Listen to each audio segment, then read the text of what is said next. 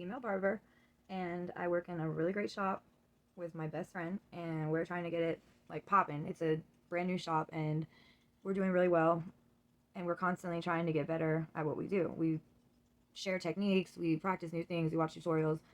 We don't get to do education classes right now, but I want to. But for now, it's like I have to learn anything that I don't know or get better at any kind of haircut by doing it. That's the only way you can get good at something. Like you can watch someone else do it a million times, but you're not going to master it until you do it, like repetition, right? So I've been really happy with my progress. I'm excited that like I love what I do and that when I'm not working, I'm thinking about working better. Like that's crazy to me, but I really want to be the best or at least really great.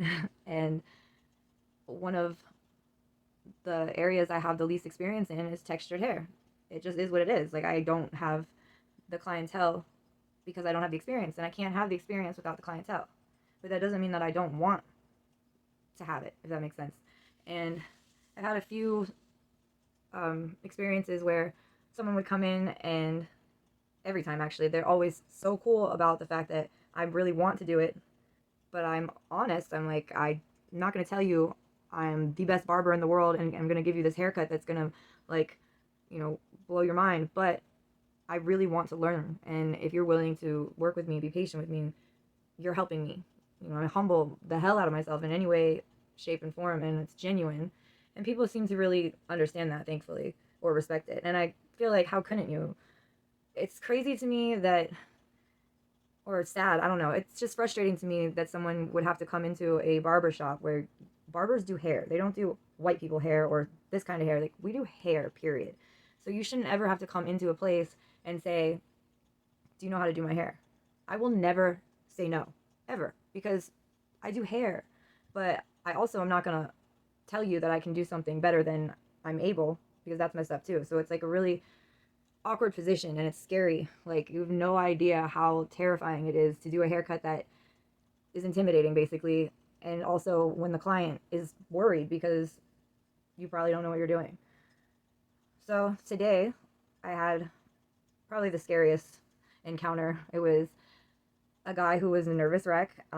He called, and I knew that it was going to be a challenging haircut. But again, I want the challenge. I am just scared while I'm going through it.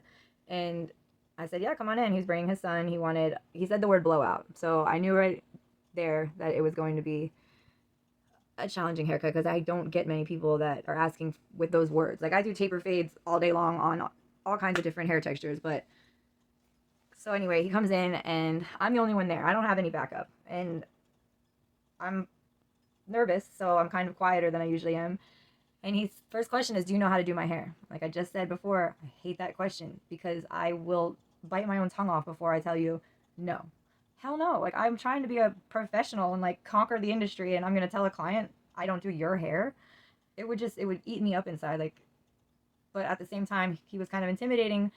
So I didn't want, it was just awkward. I sometimes I'm able to vibe right away with people, but he was very quiet, and like I wasn't really sure if he was going to be willing to give me a chance. So I had to decide how to talk. Should I be like overly confident? Should I be open? Right? It was very awkward, and I eased my way into it. There was like one word answers. I tried to like, where you from? How you doing? Like, ease the tension. It was, you could cut it with a knife. Like, it was so uncomfortable for at least 30 minutes. And he had his two kids there and his girlfriend, and they were all quiet, and they weren't, everything was fine. It was me in my head just being worried that I wasn't going to be able to deliver what I wanted to deliver. And it took a minute to like get him to warm up enough to me where I could be my authentic self, thankfully. Like, have the guts to just be like, I appreciate you for being patient with me. I hope you understand that I am only going to be able to be the great barber that I'm trying to be if you help me. And no, I don't have experience with your hair. His hair was very tight curls. It needed to be picked out. I didn't have a pick. I didn't know to have a pick. I had a brush, but at this point I had really only done, I'd say, slightly curly textured hair to where you could use a bristle brush, and that's all you need. Um, I wasn't worried about being embarrassed. I was just wanting him to be willing to give me a chance, but also I wanted to do a good job. I knew enough to where I'm not going to destroy his hair, and I told him that. But at the same time, like, I'm a stranger. I'm the only one in the shop. Like, I could completely understand if he didn't want to deal with all that. And on top of that, it's picture day this week, which I'm so thankful I did not know beforehand, before cutting his kid's hair. I would have been even more nervous. But what was special actually was he insisted on going first because if I didn't do a good job, he wasn't going to let me do his kid's hair. And I loved that. I'm like, so you're going to sacrifice yourself, right? And he laughed. So that was like the first good moment. And he really wanted a simple cut, but I'm making something simple complicated in my head mostly. And also, I really care. Like, I really, really care. So I know I'm doing a good job and I know that he's completely willing to pay for it. But as I'm finishing up, and I honestly, I did way above and beyond like the amount of time you normally put into a haircut. I did the straight razor, I did everything. I was like, if I don't charge you today, will you come back and let me do it again? And he looked at me shocked, like, seriously?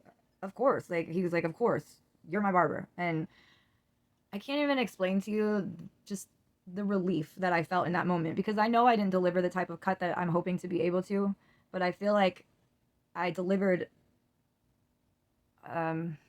me. Like, I got him to understand that I genuinely want to be able to do my job for anyone. Like, there's no race or color or whatever in hair. Like, I do hair, period, and I want to do it well.